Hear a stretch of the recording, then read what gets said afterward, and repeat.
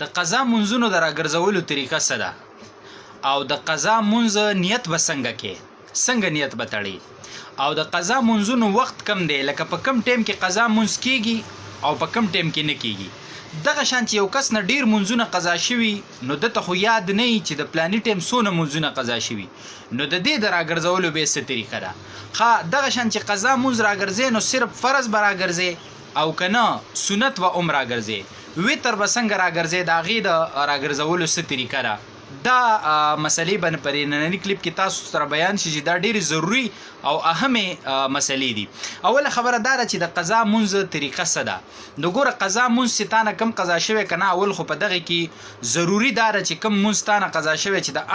هغه ټایم به ته یادې هغه ورځ هغه ټایم دا به ته یادې لکه مثلا 13 هفته کې تا نه د جمعې د ورځې سحر منځ قضا شوی نو چې ته نیت کې په زړه کې به دا نیت یې که په خوله م وی نو دا به وی چې د 13 جمعې د سحر 2 رکعته فرض منځ کوم دا طریقه شوله. اوس که چاته یاد نه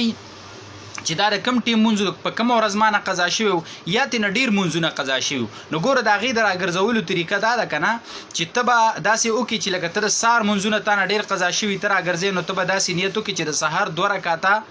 فرض قضا لومبنی منځ کوم لومبنی چې سحر منځونو کې ما نه کوم منځونه قضا شوي نو هغه قضا 2 رکعته فرض لومبنی منځ کوم نو چې دا تا وکړو دا خو ته ختم شو که نو بل لومبنی پاتې شو نو چې بل ورځ بیا کې نو بیا به چې د سحر قضا منځونو کې لومبنی قضا منځ کوم 2 رکعته فرض نو دا به هم ته ختم شي بل به لومبی پاتې شي یا د ماسپښین منځونه چې ما نه څونه قضا شوي په هغې کې لومبنی 4 رکعته فرض قضا منځ کوم یا داسې هم کولی شي چې یا سحر منځونه ما نه څونه قضا شوي دي په هغې کې وروستنی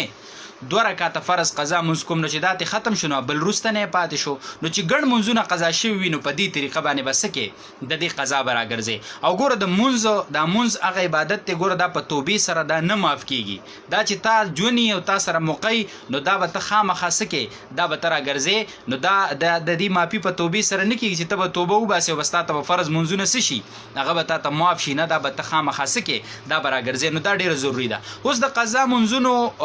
وخت څنګه دی ټیک شوله کم ټیم کېږي کم ټیم نه کېږي نو ګوره صرف د 3 ټیمه کې نه کېږي نور خطو ټیم دی یا نور د اسمان منځ له راغې او یا چې کم دی نور د پریوتو ټیم دی دا 3 ټیمه باقي نه دی چې کم ټیم نفل نه کېږي که نه هغه ټیم قضا منځ کېږي کو نفل نم کېږي قضا منځ کېږي ګوره سهار اذان چې وشي صبح صادق چې وخېږي تر د نور خطو پورې ته صرف سنت او فرض کولی شي خو نفل نشي کولی خو قضا منځ ګورې کېږي د مازدیګر د منځ نه پس ته نفل نشي کولی خو قضا منځ که څوک کوي نو دا کېږي. بهرحال کې به په داسې ځای کې که نه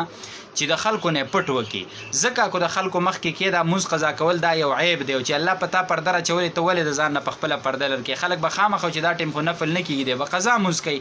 نو بهرحال دا چې د خلکو نه پټ پکار دی نور د سحر هم قضا منځ کېږي او د مازدیګر منځ نه پس هم څه کېږي قضا منځ کېږي صرف دغه 3 ټیمونو کې نه وي پکار نور هر ټیم کېږي. بل دا چې د سنتو او د وترو قضا شته دی که نه نو صرف د فرضو قضا شته او د سنتو قضا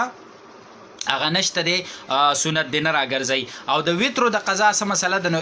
څنګه چې فرض راګرځي نو دغه شان به وتر هم څه کې هغه به راګرځي بیا د قضا راګرځولو طریقه څه ده نو بس همدغه طریقې ده که وخت یاد خو وخت به متعین کړي او که وخت یاد نه ډېر قضا شوي نو بیا به دغه طریقه وکړي چې کوم لومبني وتر ما نه څونه قضا شوي په هغې کې لومبنی کوم بل ورځ به بیا په هغې کې لومبنی کوم نو هر یو چې یو تلر کېږي بل به لومبنی پاتې کېږي نو وتر او چې څنګه ته ماسخوتن وتر ادا راګرځې که نه نو دغه طریقې د قضا هم ده قضا هم په دغه طریقه باندې ته راګرځې دا د قضا منځونو په باره کې ډېرې اهم او ضروري مسلې وي او ملګرو د دې تپوسونه کړي نو برای کرم که تاسو ته کې چاته نه زده خو زده کوي نورو ته یې ورسوئ او که چاته زده مي نو شیر یې کوي داسې ملګرو ته به لاړ شي چې هغوی ته به نه زده او هغوی ته به اساني پیدا شي نو تاسو موږ له به الله اجر راکړي وصلی الله علی النبي.